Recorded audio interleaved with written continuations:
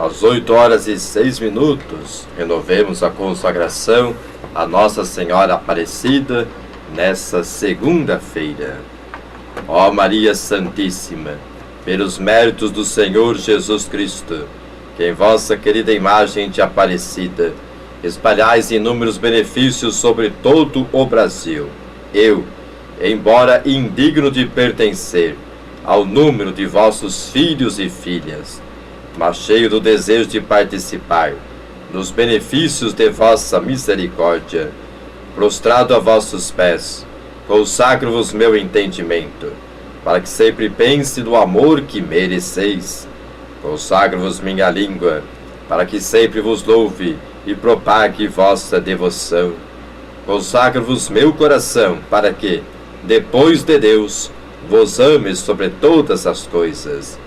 Recebei-me, ó Rainha incomparável, que nosso Cristo crucificado deu-nos por mãe, no ditoso número de vossos filhos e filhas. Acolhei-me debaixo de vossa proteção, socorrei-me em todas as minhas necessidades, espirituais e temporais, e, sobretudo, na hora de minha morte. Abençoai-me, ó Mãe Celestial, e com vossa poderosa intercessão, fortalecei-me em minha fraqueza, a fim de que, servindo-vos fielmente nesta vida, possa louvar-vos, amar-vos e dar-vos graças no céu, por toda a eternidade. Assim seja. Ave Maria, cheia de graça, o Senhor é convosco. Bendita sois vós entre as mulheres, bendito é o fruto do vosso ventre, Jesus. Santa Maria, Mãe de Deus, rogai por nós, pecadores, agora e na hora de nossa morte. Amém. Às 8h08, nos preparemos para despertar para Jesus nesta segunda-feira.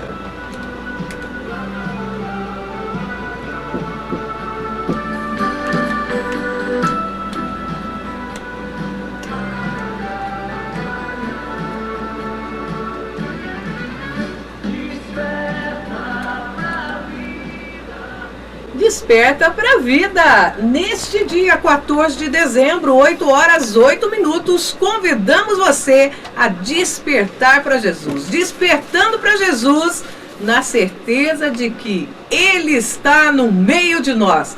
Por isso, convido você de Piraju, você da região, você que nos acompanha através da Rádio Paranapanema M610, você que nos acompanha através do www.radioparanapanema.com.br, através também do aplicativo da Rádio Paranapanema no seu celular Android. E você que mais tarde estará nos acompanhando através da TV Instância, que você possa dizer: desperta para Jesus. Aqui do estúdio, eu, Erinete Tonhani, Padre Gilberto Moreto, Adilson Pedro e Fernando Carré. E você de casa, onde quer que você esteja, com quem você estiver, que você possa dizer: desperta para Jesus. Juntos, vamos lá? Numa só fé, numa só devoção. 1, 2, 3. Desperta para Jesus! Despertando para Jesus, o Evangelho do Dia. Às 8h10, o Evangelho desta segunda-feira, 14 de dezembro, é de Mateus, capítulo 21, versículos 23 a 27. Naquele tempo, Jesus voltou ao templo e, enquanto ensinava, os sumos sacerdotes e os anciãos do povo aproximaram-se dele e perguntaram: com que autoridade fazes essas coisas? Quem te deu tal autoridade? Jesus respondeu-lhes: também eu vos farei uma pergunta. Se vós me responderdes, também eu vos direi com que autoridade faço estas coisas. De onde vinha o batismo de João? Do céu ou dos homens? Eles refletiram entre si. Se dissermos do céu, ele nos dirá: por que não acreditais nele? Se dissermos dos homens, temos medo do povo, pois todos têm João Batista na conta de profeta. Eles então responderam a Jesus: não sabemos. Ao que Jesus também respondeu: eu também não vos direi com que autoridade faço estas coisas. 8h11, esse é o Evangelho dessa segunda-feira. A autoridade de Jesus é a autoridade divina, porque Ele é Deus. Deus que se aproximou de nós, Deus que veio ao nosso encontro. Jesus é o Emanuel, o Deus conosco. E as autoridades religiosas da época de Jesus, fechadas nas suas próprias ideias a respeito de Deus, da experiência religiosa, não eram capazes de perceber a divindade de Jesus. Por isso o questionam a respeito da sua autoridade. Eles se achavam os detentores do saber religioso e por isso não foram capazes de ir além do próprio conhecimento e reconhecer presente junto deles a própria pessoa de Jesus, que é Deus. Não foram capazes de enxergarem para além das aparências de Jesus a presença do próprio Deus. Jesus, sabemos que tem as duas naturezas. Ele é verdadeiro Deus e verdadeiro ser humano. E aqueles que se julgavam entendidos nas coisas de Deus não foram capazes justamente de acolher Jesus, de reconhecê-lo como presença de Deus. E nós nos preparamos para o Natal. E o Natal nos leva a celebrar o mistério da encarnação. Jesus, sendo Deus desde toda a eternidade, com o Pai e o Espírito Santo, chegada à plenitude dos tempos, foi gerado na carne humana, no ventre de Maria. Aqui então as duas naturezas de Jesus. Ele é verdadeiro Deus e verdadeiro ser humano. E mais uma vez nos preparamos para celebrar esse grande acontecimento. Um acontecimento que marcou a história da humanidade. A vinda de Deus a esse mundo, na pessoa de Jesus. O ser humano desde sempre procurou estabelecer um diálogo, um relacionamento com Deus. A novidade da fé cristã é que o próprio Deus procurou o ser humano, veio ao nosso encontro, na pessoa de Jesus. Jesus, podemos dizer, é a grande surpresa de Deus. Um Deus que se rebaixa, um Deus que não se apega ao seu poder, se despoja, vem ao nosso encontro, experimenta a nossa condição humana, com suas alegrias e tristezas, exceto o pecado. Portanto, Jesus age com autoridade divina, porque Ele é Deus. E aqueles que se julgavam detentores do saber religioso não foram capazes de reconhecer a divindade de Jesus. Que nós, ao celebrarmos o Natal, possamos mais uma vez reafirmar nossa fé em Deus, que na pessoa de Jesus veio ao nosso encontro, justamente para iluminar a nossa vida e nos resgatar do pecado e suas consequências, dentre elas a morte. E ontem, terceiro domingo do Advento, celebrávamos o Domingo da Alegria. As palavras de São Paulo: alegrai-vos no Senhor. Jesus é nossa alegria. Quem encontra Jesus descobre a verdadeira alegria da vida. Uma alegria que nunca decepciona, que nunca se desgasta, que nunca termina. Uma alegria que podemos experimentá-la desde já e depois experimentá-la plenamente na eternidade. Nós sabemos que as alegrias simplesmente humanas são passageiras, não duram muito tempo, terminam logo. A alegria do cristão é acolher Jesus. Foi a experiência também de Nossa Senhora, quando ela diz: a minha alma se alegra em Deus, meu Salvador. A alegria de acolher Deus na própria vida. A alegria dos santos, que muitas vezes, mesmo colocando a própria vida em perigo por causa da fé, não desanimaram e muitos foram mesmo para o martírio, foram mortos por causa da fé, mas mesmo assim não perderam a verdadeira alegria, porque experimentavam a presença de Jesus na sua vida. Se nós queremos a alegria duradoura, devemos acolher Jesus no Natal que iremos celebrar. Ele é o motivo da alegria.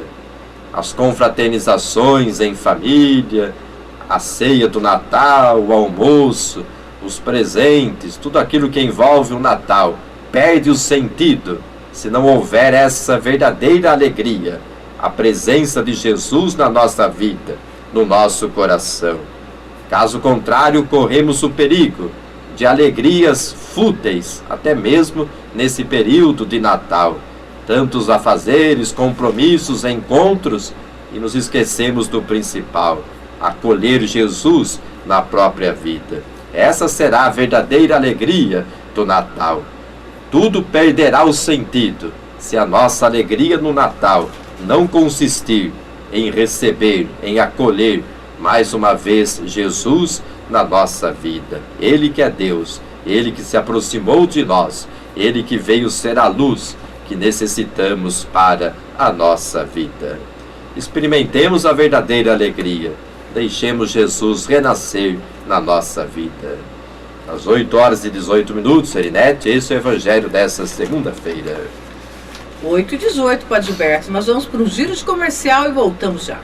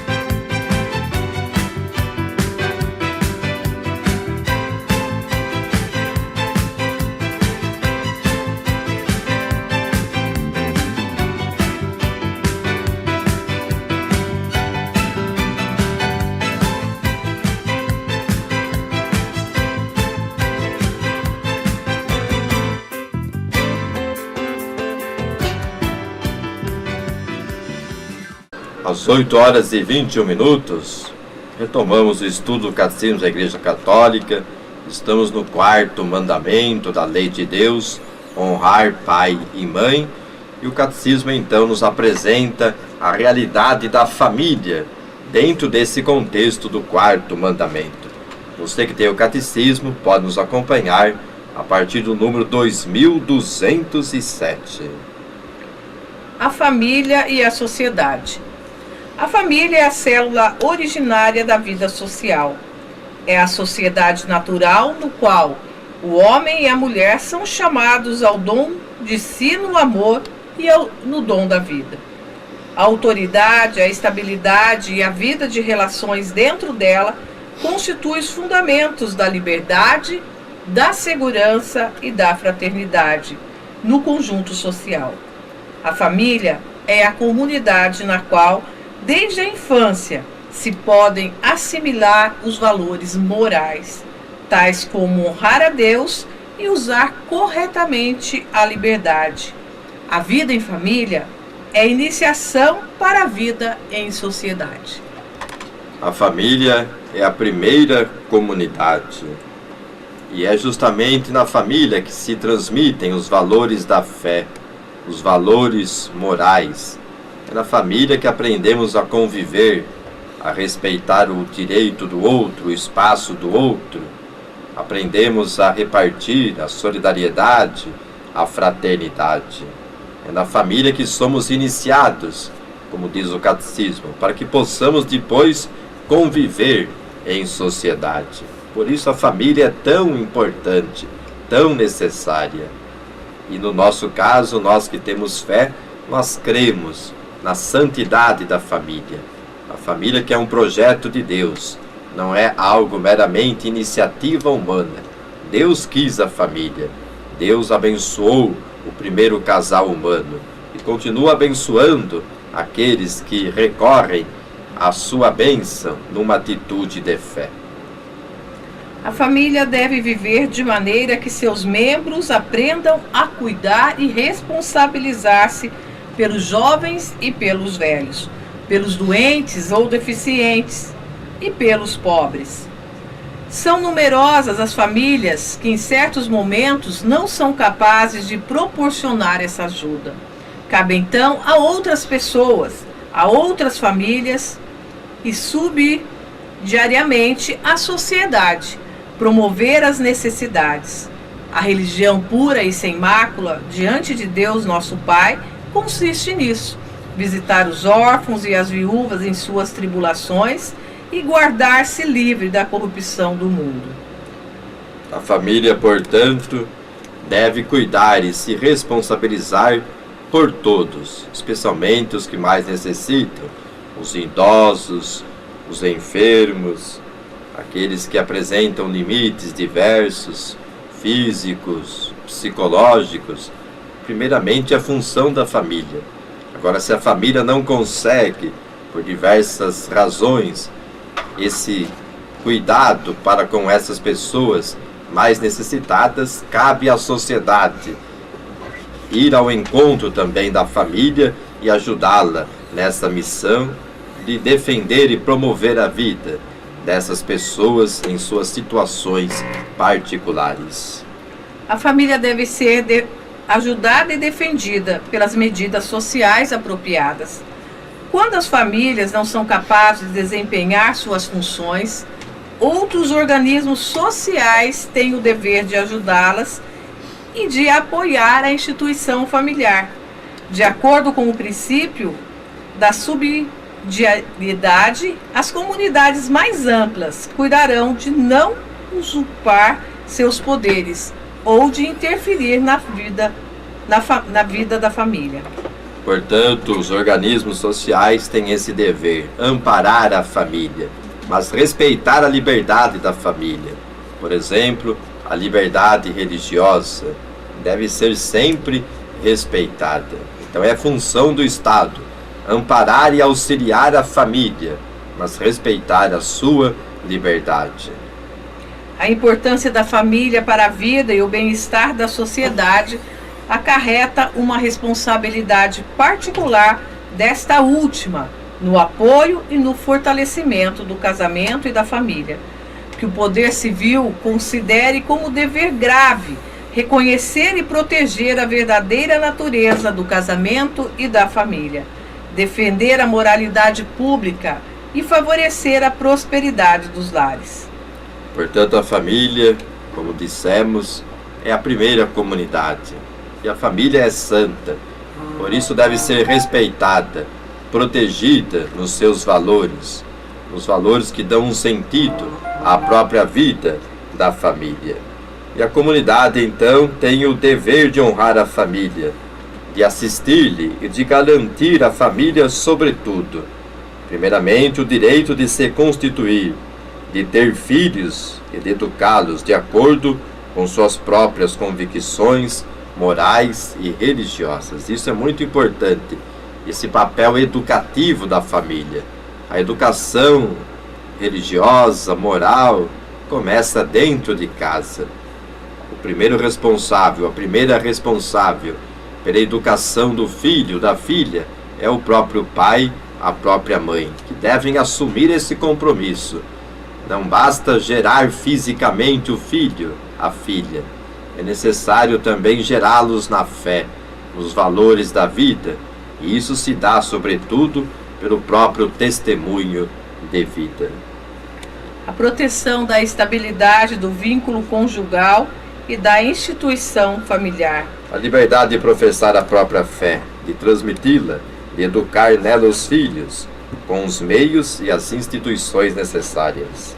O direito à propriedade privada, a liberdade de empreendimento, ao trabalho, à moradia, à emigração.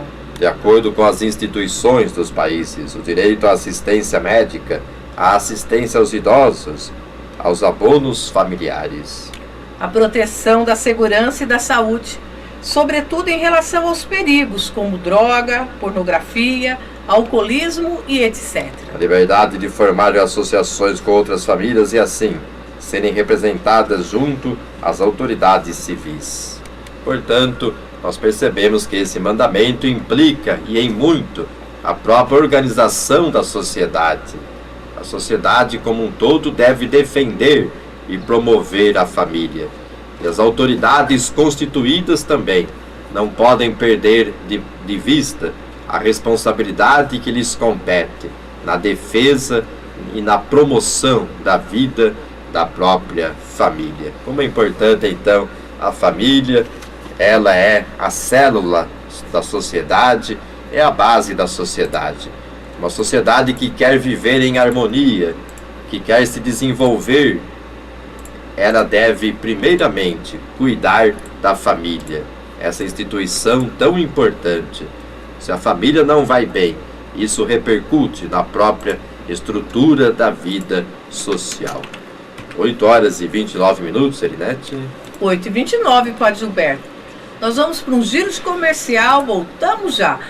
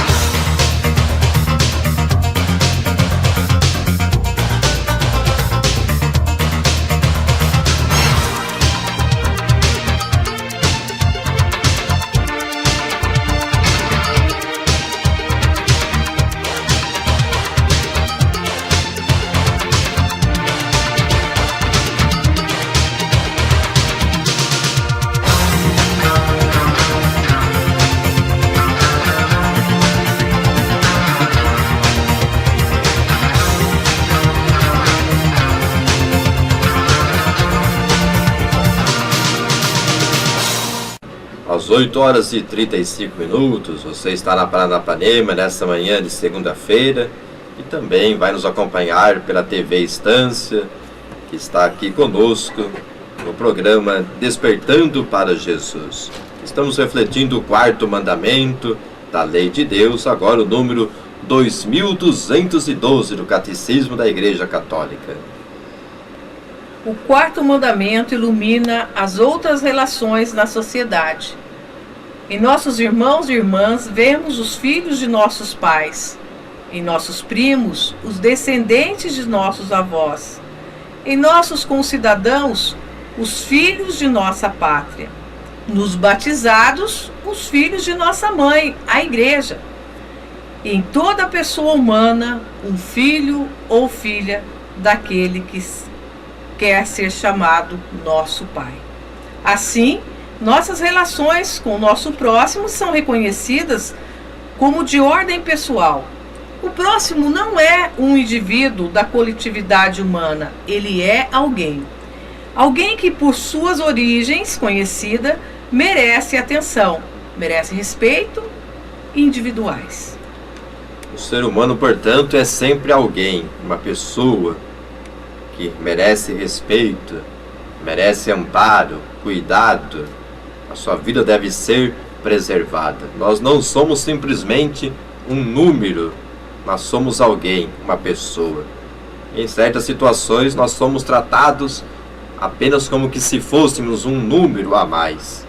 Recebemos um número, uma senha, até mesmo, não sei se ainda é assim hoje, mas no tempo, por exemplo, dos primeiros anos de escola, éramos chamados pelo número 1, número 2. Não passamos às vezes de um número. Temos um nome, somos alguém, uma pessoa que deve ser respeitada. Muitas vezes até somos tratados ainda como números, um número a mais em tal documento, em tal situação. Isso é muito triste. Nós não somos um número, somos alguém, somos uma pessoa e devemos sempre preservar a pessoa, a vida. A pessoa não é simplesmente um número que se registra. Tem a sua dignidade, a sua importância, independentemente do que faça, do que seja, da sua condição o status social, toda pessoa tem o mesmo valor e a mesma dignidade. E nós cremos que somos imagem e semelhança de Deus. Por isso a importância de sermos respeitados na nossa dignidade. As comunidades humanas são compostas de pessoas. Seu bom governo não se limita à garantia dos direitos e ao cumprimento dos deveres, assim como a fidelidade aos contratos, relações justas entre patrões e empregados, governantes e cidadãos, supõe o mútuo e natural bem-querer, que convém à dignidade das pessoas humanas preocupadas com a justiça e a fraternidade. A pessoa humana deve ser sempre a prioridade. Afinal de contas, ela é que forma a família, que forma a sociedade. O ser humano não é simplesmente alguém que vai consumir bens materiais, mas é alguém que tem a sua dignidade. Infelizmente, nessa sociedade consumista, muitas vezes também só se vê o ser humano como alguém que vai consumir ou que vai gerar lucro, movimentar a economia, e não se leva em consideração outros valores que fazem parte da pessoa humana, da sua dignidade. O ser humano sempre deve ser a prioridade em qualquer contexto social, político, econômico. O ser humano deve ser sempre a prioridade. E agora o catecismo nos fala dos deveres dos membros da família. Vai falar primeiramente dos deveres dos filhos. Ouçamos. A paternidade divina é a fonte da paternidade humana. É o fundamento da honra devida aos pais. O respeito dos filhos, menores ou adultos, pelo pai e pela mãe, alimenta-se da afeição natural nascida do vínculo que os une e é exigido pelo preceito divino. O respeito pelos pais é produto do reconhecimento para com aqueles que, pelo dom da vida, por seu amor e por seu trabalho, puseram seus filhos no mundo e permitiram que crescessem em estatura, em sabedoria e graça. Como diz o livro do Eclesiástico, capítulo 7, versículos 27 e 28. Honra teu pai de todo o teu coração, e não esqueças as dores de tua mãe. Lembra-te que foste gerado por eles, o que lhes darás pelo que te deram. Portanto, esse respeito para com os pais é muito importante. Devemos respeitar aqueles que foram instrumentos de Deus e nos ofereceram a vida.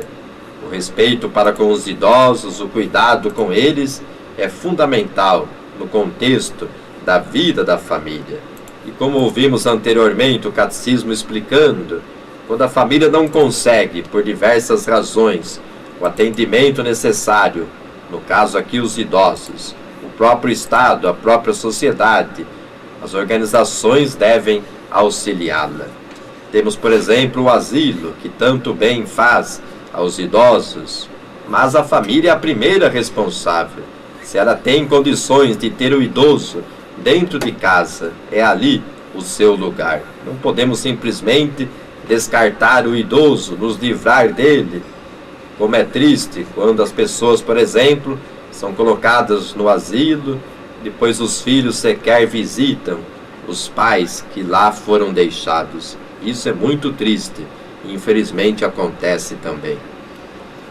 O respeito filial se revela pela docilidade e pela obediência verdadeira. Meu filho, guarda os preceitos de teu pai. Não rejeites a instrução de tua mãe. Quando caminhartes, te guiarão. Quando descansares, te guardarão. Quando despertares, te falarão.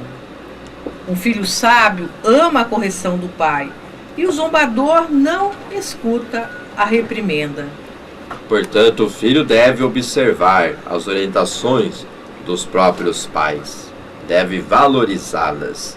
Mas os pais também, depois veremos isso, têm esse papel educativo, como já falamos também. A primeira responsabilidade na educação dos filhos compete aos pais. E por diversas situações e motivos, nós sabemos que hoje os pais encontram grandes dificuldades nesse processo de educação dos filhos, mesmo porque vivemos um novo contexto. Toda essa revolução tecnológica, digital, a internet, tantas informações, tantos valores que são transmitidos instantaneamente, realmente tornam mais complexo o ato educativo nos dias de hoje. Isso em nível familiar, a própria escola, a igreja, como é bem mais complexo hoje esse processo educativo diante de todas as possibilidades que a tecnologia oferece. Mas esse é um processo irreversível. Nós temos que encontrar meios e possibilidades, seja na família, seja na igreja, na escola, para que a educação hoje se dê a partir dessa nova realidade. Não podemos ser simplesmente saudosistas. No passado era assim, hoje é um outro contexto. E é hoje que nós precisamos descobrir possibilidades educativas concretas a partir daquilo que hoje a realidade nos apresenta. Enquanto o filho viver na casa de seus pais, deve obedecer a toda solicitação dos pais que vise ao seu bem ou da família. Filhos, obedecei em tudo a vossos pais, pois é agradável ao Senhor. Os filhos têm ainda de obedecer às prescrições razoáveis de seus educadores e de todos aqueles aos quais os pais os confiaram. Mas se o filho estiver convicto em consciência de que é moralmente mal obedecer a tal ordem, que não a siga. A consciência é essa voz de Deus dentro de nós. Mas nós devemos alimentá-la corretamente, a partir da escuta da palavra. E como ensina aqui o catecismo, se na sua consciência o filho perceber que realmente aquilo que o pai propõe não é oportuno, ele então não é obrigado a seguir aquela orientação segundo a sua consciência. Mas precisamos ter uma consciência bem educada, bem informada nos valores, para que de fato esses valores religiosos, morais, éticos, sejam pontos de referência para que possamos realizar nossas escolhas, tomar nossas decisões durante a nossa vida. Quando crescerem, os filhos continuarão a respeitar seus pais, antecipar-se-ão aos desejos deles, solicitarão de bom grado os seus conselhos e aceitarão suas justas admoestações. A obediência aos pais cessa com a emancipação dos filhos, mas o respeito, que sempre lhes é devido, não cessará de modo algum, pois tal tem sua raiz no temor de Deus, um dos dons do Espírito Santo. Portanto, na medida em que a pessoa se torna adulta, autônoma, logicamente não será mais dependente dos pais. Mas isso não significa que faltará com o respeito e a atenção devidas para com seus pais, para com aqueles que lhe ofereceram a própria vida. Um pai e uma mãe investem tanto nos filhos. Quanto sofrimento, sacrifício, renúncia na criação dos filhos, quanto cuidado, carinho e proteção. E depois, na idade adulta, os filhos devem retribuir esse carinho. Como falávamos, na idade avançada, agora chegou a vez do filho retribuir um pouco daquilo que os pais lhe fizeram durante a sua infância.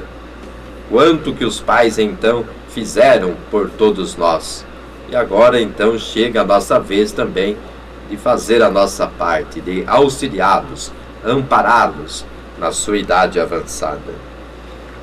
O quarto mandamento lembra aos filhos adultos sua responsabilidade para com os pais.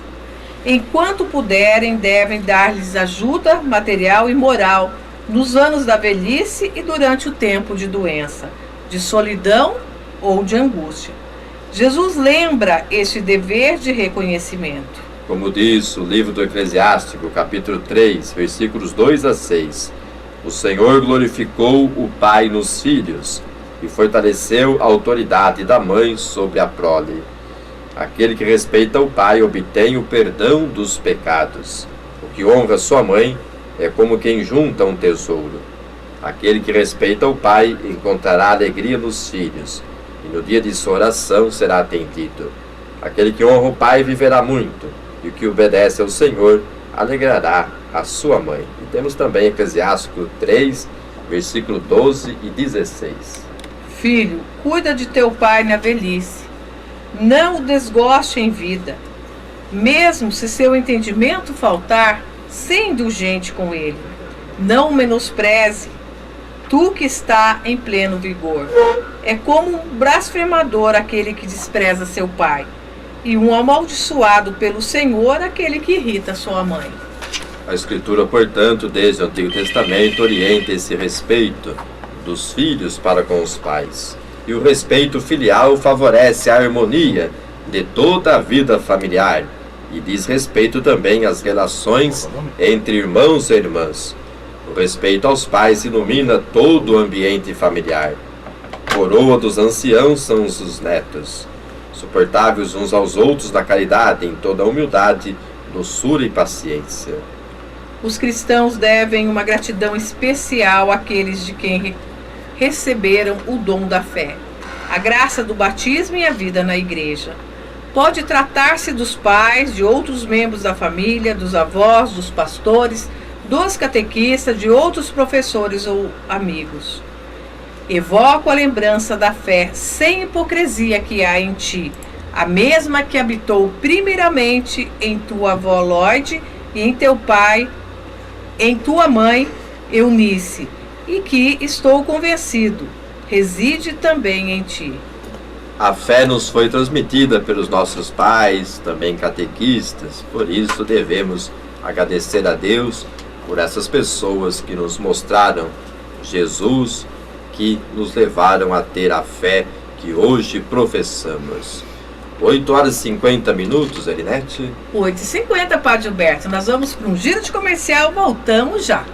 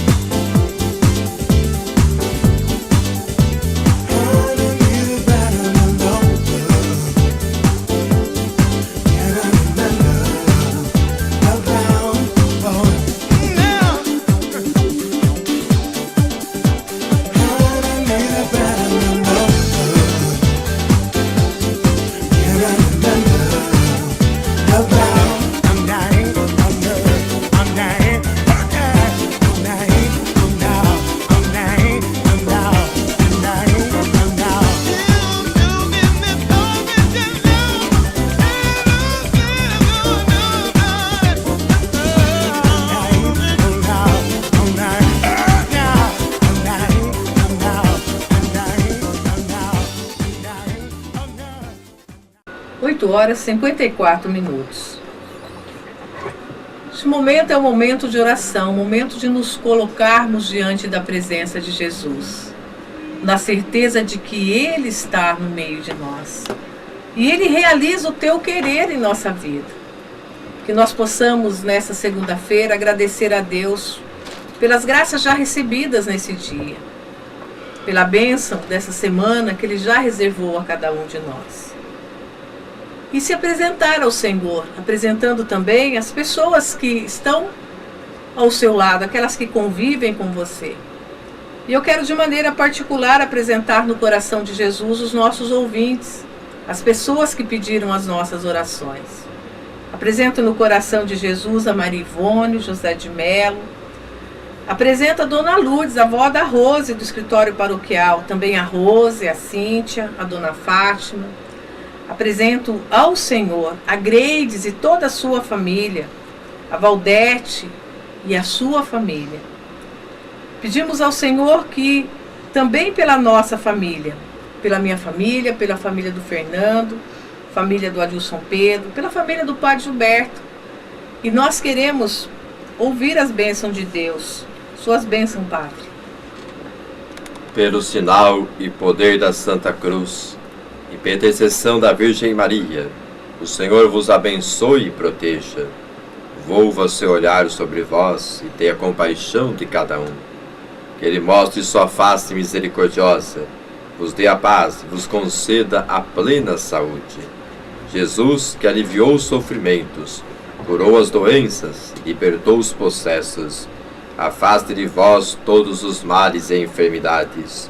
Pelo sinal da Santa Cruz, Deus Pai vos abençoe agora e sempre, e vos acompanhe em todos os momentos da vossa vida. Deus Filho conceda a saúde aos enfermos. Deus Espírito Santo ilumine a todos. E pelas mãos de Nossa Senhora e de São Sebastião, o Senhor Deus Todo-Poderoso e Amoroso, abençoe a você, ouvinte Paranapanema, a você, internauta da TV Estância, em nome do Pai, e do Filho, e do Espírito Santo. Amém.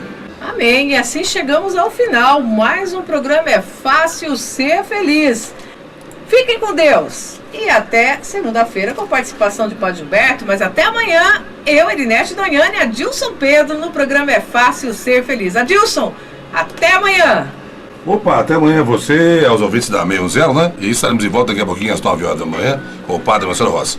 E também às 10h10 tem o programa Anderlei e Fredinho. Amanhã um novo encontro a partir das 7 horas da manhã. Mais um programa É Fácil Ser Feliz, feito especialmente para você. A todos bom dia e uma ótima semana e uma belíssima expectativa aí para a época natalina, hein? A todos bom dia, gente. Obrigado.